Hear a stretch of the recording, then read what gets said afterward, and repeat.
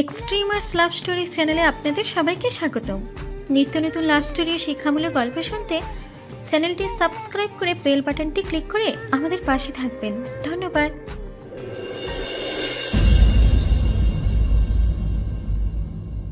শহরের ব্যস্ত রাস্তায় এক কোণে দাঁড়িয়ে কফির কাপে চুমুক দিচ্ছিলাম। চোখের সামনের টেবিলের দিকে আটকে গেল। একদম সাধারণ একটা মেয়ে, কিন্তু তার চোখে ছিল অন্যরকম গভীরতা। পাতলা ফ্রেমের চশমার আড়ালে লুকিয়ে থাকা সেই চোখ যেন অনেক কথা বলতে চায়। আমি তখন নিজে চেক করতে ব্যস্ত। আমি তখন বই পড়ছিলাম। আশপাশের শব্দ, মানুষের কোলাহল সবকিছু যেন হারিয়ে গেছে আমার জন্য। আমি আর নিজেকে আটকে রাখতে পারলাম না। কফির কাপ হাতে নিয়ে এগিয়ে গেলাম। একটা কথা বলবো? আমি একটু চমকে তাকালাম। বলুন। তুমি কি জানো, তোমার চুল যখন বাতাসে উড়ে যায় তখন মনে হয় সময়টা থেমে যায়। প্রথমে অবাক হলো, তারপরে একটু হাসলো।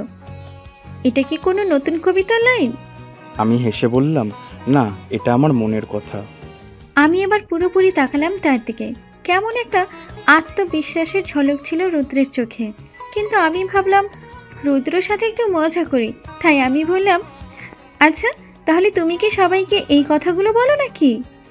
আমি এমন কথা শুনে হতবাক হয়ে কিছুক্ষণ তিশার দিকে তাকিয়ে আমতা আমতা করে বললাম, না মানে আমি তোমাকে দেখলেই কবি হতে মন চায়, লিখতে ইচ্ছা করে কাব্য। তুমি কি হবে আমার মহাকাব্য? কথাটা শোনা মাত্র আমার মনের মাঝে একটা ভালো লাগা কাজ করতে লাগলো। হৃৎপিণ্ড দ্রুত গতিতে স্পন্দন করতে লাগলো। একটু লজ্জা পেয়ে মাথা উঠে রুদ্রের দিকে তাকিয়ে বললাম, তুমি লিখতে চাইলে কাব্য, আমি হতে পারি তোমার মহাকাব্য। তবে এই মহাকাব্যের নাম কি হবে? তোমার অপেক্ষায়। এভাবেই শুরু হয়েছিল আমাদের গল্প। সময় গড়িয়ে যাচ্ছিল। রুদ্র আর আমার ধীরে ধীরে একে অপরের জীবনে অপরিহার্য অংশ হয়ে উঠছিলাম। একদিন সন্ধ্যায় আমি আর তিশা নদীর পাড়ে বসেছিলাম। আকাশের রং তখন কমলা আর বেগুনি মিশ্রণে এক অদ্ভুত আবহ তৈরি করেছে। তিশা, তুমি কখনো ভেবেছো ভালোবাসা আসলে কেমন হয়?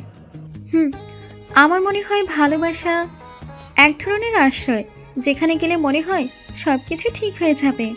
তৃষা একটু চুপ করে তাকালো আমার দিকে।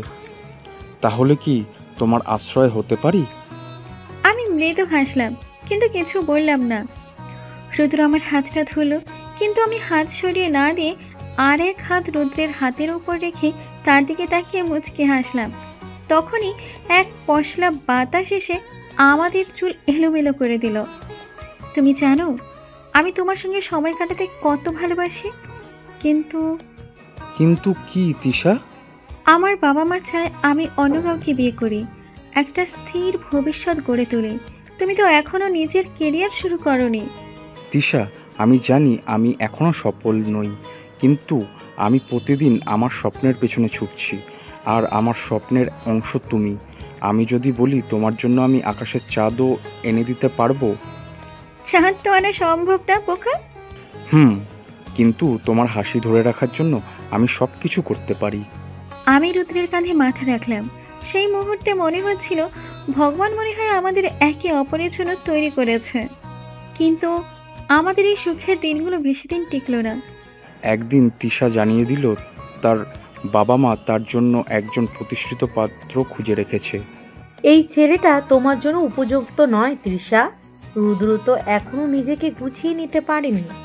কিন্তু মা, আমি যে রুদ্রকে ভালোবাসি। ভালোবাসা দিয়ে জীবন চলে না মা, বাস্তবতা বুঝতে শেখো। মা বাবার কথাটা শোনা মাত্র চোখে জল চলে এলো। আমি কিছুতেই বলতে পারলাম না। আমি যখন তিশার বিয়ের খবরটা পাই তখন দৌড়ে চলে আসলাম তার বাড়ির সামনে। তৃষা, এটা কি সত্যি? তুমি কি আমাকে ছেড়ে চলে যাবে? আমি কিছু বলতে পারলাম না, শুধু রুদ্রের দিকে তাকিয়ে কাঁদলাম। তৃষা, তুমি যদি বলো আমি অপেক্ষা করব, সারা জীবন অপেক্ষা করব। কিন্তু তুমি যদি সত্যিই চলে যেতে চাও? রুদ্র, আমি জানি না কি করব। আমি তৃষার দিকে তাকিয়ে থাকলাম কিছুক্ষণ, আর কিছু বললাম না। সেদিন আমাদের মাঝে বিচ্ছেদ হয়ে গেল। আমি প্রতিদিন সেই ক্যাফেতে গিয়ে বসতাম শুধু তৃষার অপেক্ষায়, আর মনে মনে ভাবতাম হয়তো তৃষা আসবে, আজ হয়তো বা কাল। অন্যদিকে আমার বিয়ের দিন ঘনিয়ে আসছিল। বিয়ের আগের রাতে আমি নিজের জানালার পাশে দাঁড়িয়ে রুদ্রের কথা ভাবছিলাম। বুকের ভেতর এক অজানা শক্তি অনুভব করলাম। তৎক্ষণাৎ আয়নার সামনে গিয়ে নিজেকেই নিজে জিজ্ঞেস করলাম, আমি কি সারা জীবন নিজের ভালোবাসাকে ভুলে থাকতে পারবো? আমি কোনো উত্তর খুঁজে পেলাম না। তারপর দরজা খুলে বাইরে বেরিয়ে ক্যাফের উদ্দেশ্যে হাঁটা ধরলাম। আমি তখন ক্যাফের সামনে দাঁড়িয়ে আছি। এমন সময় একটা ছায়া ধীরে ধীরে আমার দিকে এগিয়ে এলো। তিশা? আমি রুদ্রের সামনে এসে দাঁড়িয়ে চোখ লাল করে দীর্ঘশ্বাস ছেড়ে বললাম, আমি এসেছি রুদ্র, তোমার কাছে চিরদিনের জন্য। আমি কিছু বললাম না। ধীরে ধীরে এগিয়ে এসে তিশারকে শক্ত করে জড়িয়ে ধরলাম। আমি জানতাম তুমি আসবে। আমি চোখ বন্ধ করে বললাম, আমি কখনোই তোমাকে ছেড়ে যেতে পারবো না রুদ্র। আমি তিশার হাত শক্ত করে ধরে বলতে লাগলাম, তাহলে চলো, যেখানে ভালোবাসা আমাদের নিয়ে যাবে। আমি রুদ্রের হাত শক্ত করে ধরলাম, যেন আর কখনো ছেড়ে যেতে না হয়। রাতের নরম বাতাসে আমাদের ভালোবাসার গল্প মিশে গেল, যেখানে প্রতীক্ষার সমাপ্তি হলো আর আমাদের নতুন এক জীবনের শুরু হলো। আপনাদের একটা লাইক, শেয়ার এবং সাবস্ক্রাইব আমাদের মোটিভেট করবে আরও নতুন নতুন গল্প দিতে।